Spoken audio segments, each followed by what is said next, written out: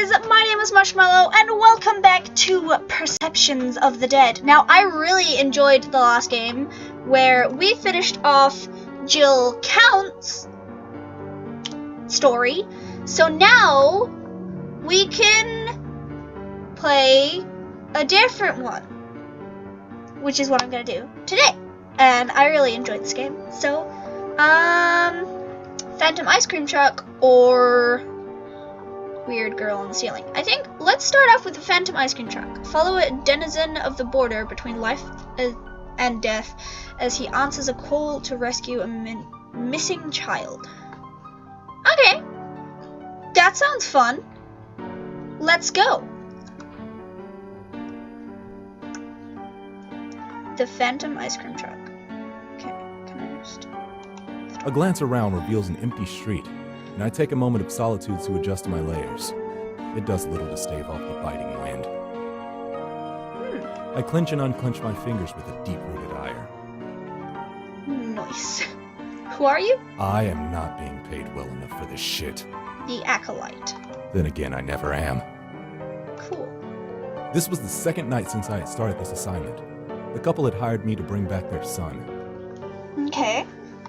They hadn't been so comfortable with the way the official investigation was turning up so very little, and how much the media had begun to spin the tale into a ghost story. Okay. The Phantom Ice Cream Truck. Okay. What a mouthful. A messy case, too. The police's initial involvement had been straightforward. Okay. The first child had fell off the map like the earth had swallowed him whole. Right off the street, according to witnesses.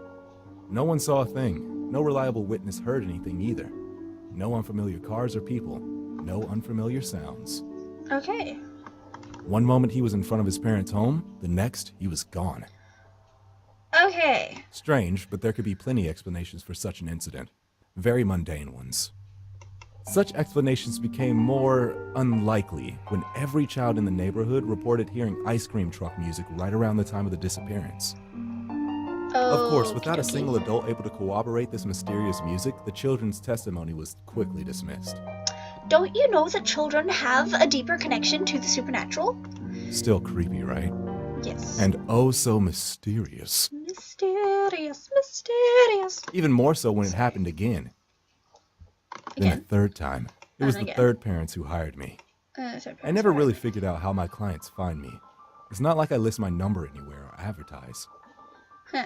But somehow word of mouth leads to my phone ringing, and a familiar phrase to indicate it's for business. Ya, ya, Fatan. I seek a pact with that which should not be.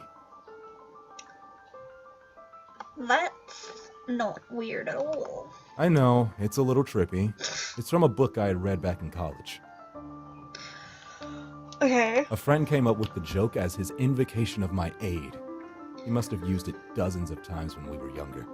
Typically for a ride when he had been out drinking. Okay. I had become so used to it that when I first answered the phone and heard an unfamiliar voice say the phrase, I just kind of went with it. The next time it was the same. So random people just called you up and said the thing, and then you're like, yeah, sure, I'll do what you want. And then it became common.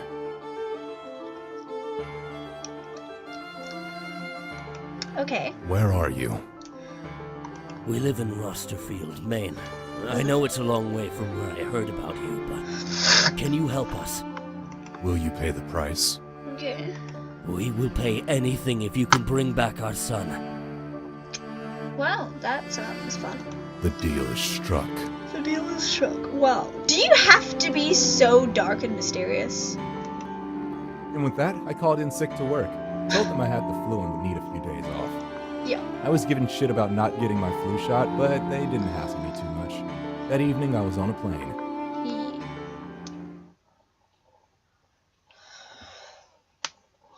I arrived at the house at midnight.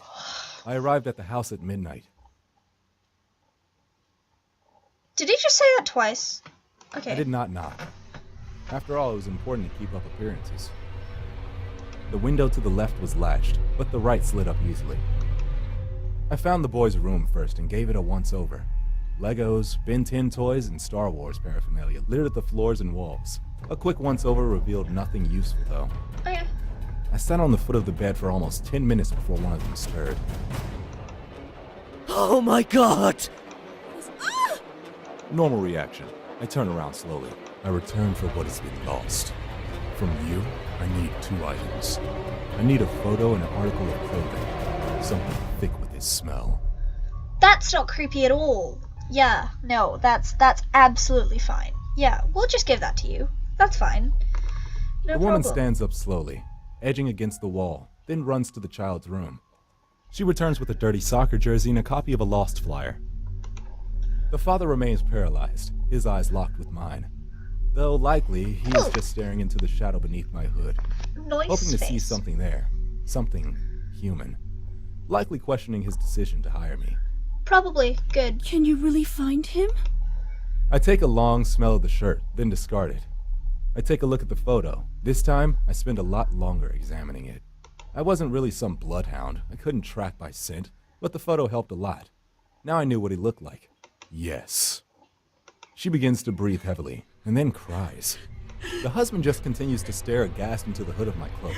With that, I begin to walk out. Behind me, I hear the father speak. Oh, did we just send after our son? This is a person, right? Pretty sure this is a person. The first night had been uneventful. Okay. I had turned over the results of the police investigation and found myself wanting. Okay. Wanting what? Oh, anything resembling a lead. Did these people get paid to do this shit? I certainly didn't buy the superstitious who were already spreading stories about the ghostly ice cream truck. If a ghost were going to come back, it's very unlikely they would be scooting around in an ice cream truck. I mean, you never know what ghosts can be attached to. Talking to children had been painfully hard.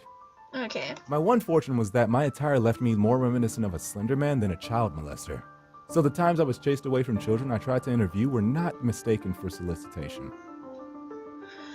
Okay. That's fun. So, okay, yeah, that's a bit better, I suppose. I shuddered violently at the thought. I mean, at least he has good balls. The children provided my first real clue. Okay. They described a tune. One that sounded like the type and consistency that an ice cream truck might have. Not that ice cream trucks were common these days. I was a little surprised these kids even knew what one was. Are you kidding me?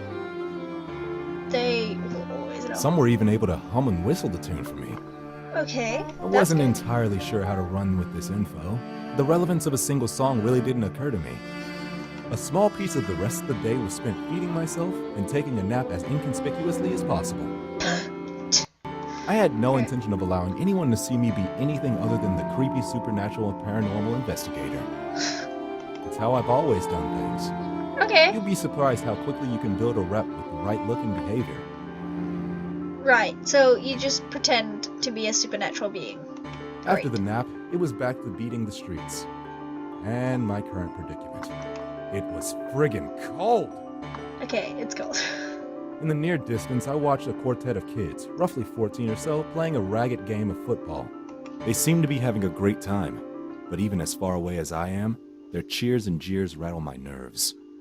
Wow, you just don't like kids, do you? For a moment, I wish they would be quiet. As though hearing my thoughts mid-run, they stop, on cue. They stand up straight and begin to draw heavy, ragged breaths. Okay, A kinda girl creepy. hugs the football to her chest as her eyes grow ever wider. I test reality for a moment. I wish I had a few thousand bitcoins. It occurs to me that I should have asked for something more easily checked. At the same time, it occurs to me that I didn't silence those kids. Yeah. I bite my tongue, close my eyes, and bury the nail of my thumb into the palm of my hand. I dig in as hard as I can, drawing blood as my vision blares with the colors behind my eyelids. And then, I hear it. The song playing on a pair of shitty speakers. The kind you'd hear on top of an old-timey ice cream truck. Okay. My eyes flick open as I scan the horizon. Very different. Very different. The truck passes me, inches from clipping my shoulder, and heading straight towards the kids. No, you fucking don't! I break into a run, and despite the trivial speed of the truck, barely manage to keep up. As the truck closes on the kids, it slows to a stop, and I finally begin to close the gap. Run on home, you kids. It's getting dark. This town isn't safe after dark. Getting dark? What is he talking about? The sun set hours ago. No sooner had the words crossed my mind when it all went black. For a few moments, I thought I had been knocked unconscious. Okay. Then my eyes began to adjust. I make out the faintest impression of light. Oh no. This isn't good. You kids better get in. I'll get you home safe. I watch helplessly, moving through the dark like it was molasses. Shadows pass before the light as he ushers them into the truck. The truck lights blare into brilliance, and I hear the motor roar as the car begins to move forward at a pace more in keeping with a motor vehicle. I would lose it even if I were still able to move. No! Creepy. No! I let out a choked cry after them. Stop! Stop! Then I stop. The second cry had no depth to its volume. While the no had echoed normally down the empty street, the scream of stop had sounded like I screamed into the middle of a very crowded room. Slowly I reach behind me, laying hands on one of my pieces of emergency equipment. The kind of stuff you don't use when you want people to think you're some manner of elder horror. I slowly bring it around, just as I feel the breath on my neck. With a whip, I crack the flare. Seeing it burn red hot through my clenched eyes, and I hear the cacophony of screams. I open them. Thousands of twisted, naked heaps of malformed, demi-human flesh writhe in the agony of the light. And as I raise it above my head, the flare burns brighter. Okie The dokie. darkness washes away. I wheel around in place, but find myself alone back in the street. In the middle of the day, I drop the flare and try futilely to snuff it out with my boot. My little display has drawn an audience, and not so far down the street, I see my clients. Oh, fuck. Well, that's interesting. So it's ghosts. I merely nod slowly. But you can still get him back? You can Not try. again. But it's been over a week since you started searching. He hasn't eaten anything. Over a week? Didn't we only do this for like 2 days? I still couldn't wrap my mind around how much time had passed in the darkness. Okay. He will be fine. Time does not pass normally where he is. You know where he is? I nod. I'm going there tonight to get him back. They start crying. I'm not really sure what to do at this point, so I stand there, awkwardly, hoping that my layers give me more of the appearance of stoicism than an awkward penguin. Me! Oh my god, I am an awkward penguin who wears layers to try and not look so awkward. Are they happy or sad? Apparently it works. Thank you. Thank you. Thank you so much. Thank you. Yeah, you're not gonna get him back for a while though. Like, I leave the building as they both chant thank you, like it was some kind of prayer. oh, I feel bad for them though. It's not the first time I'd heard that prayer. It's not the first time I had done this. Is he gonna save all the kids or just the kid that he's been paid for? Please save all the kids. I'm ready this time as night falls. I withdraw a small shot and without hesitation jam it into my arm. Viper venom. Okay. I had a friend back home who kept one as a pet. Weird kid. Milks the things. Sells the venom, mostly to medical facilities. Occasionally he sells it to me. Okay, My knees nearly buckle as the burning begins to creep through my arm. fun. I stifle a scream. Stiffle. Okay, sure. Then I hear it, and everything clicks. I let out a long sigh and stand up, adjusting my layers. I turn my eyes to fall upon the approaching truck. My hand goes behind my back and my fingers close. I train the gun on the truck and unload a triad of shots into the ghost truck's engine. The engine sputters, the grating burns, melting away, and the music screams in protest. Huh. What do you think you're doing? An escapee from an Andy Warhol painting stutters, stepping awkwardly from the vehicle. Ooh, no thank you. Ha. It's getting dark. I have to protect the children. Only one thing may not exist. You and that which you fear must cease to be. What? Okay. But the children... The darkness falls upon me. With such force, I stagger.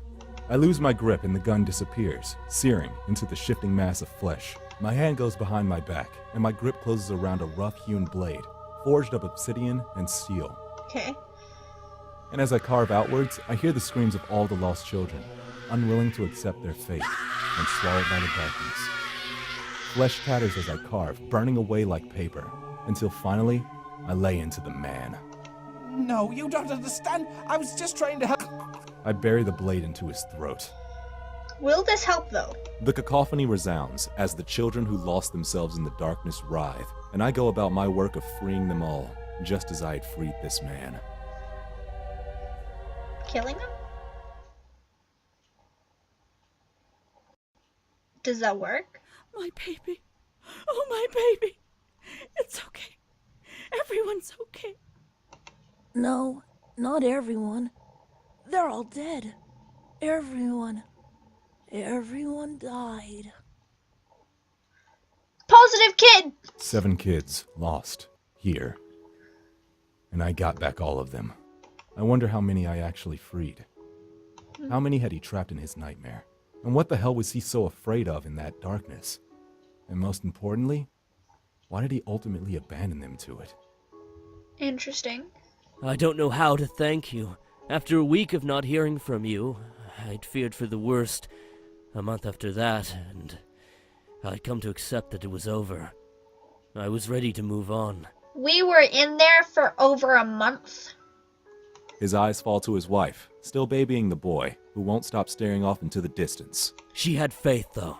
She said that you were an angel, or maybe a demon. She didn't care. No, She just believed humans. in you. Some nights after she had said her Hail Marys, I would see her put her hands together, and I would hear her. She prayed to you. I was almost flattered, but to tell the truth, the idea of someone believing so much in me, in praying to me, it was thank you. terrifying. Yeah, no, thank you. No. No. I want you to know, I'm willing to pay more than whatever your normal fee is. We've been living with a tight belt since I called you, and I won't lie and say I don't do well for myself. I have more than enough saved up to pay you anything we could ask.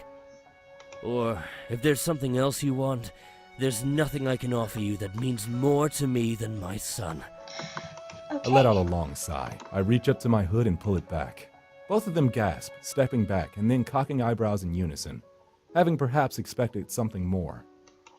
After having been gone for 2 months, I could really use a job.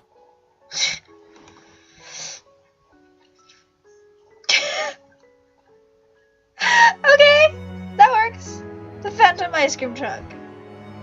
Oh, is that it? Okay. That was a lot shorter than the last one. But I really liked it. That was fun. That was cool. I like that one. It's just a little thing. I don't know exactly what happened. I don't quite understand it. But it was fun. Yeah. Aw. That's cute. Yeah, if you guys like the game, then consider supporting them. Look, they're so cute. Thanks for playing! You're very welcome. Okay. That was fun! Thank you guys so much for watching this. If you liked it, then please like, comment, subscribe. But most of all, have a great day. See you all in the next video. Bye bye!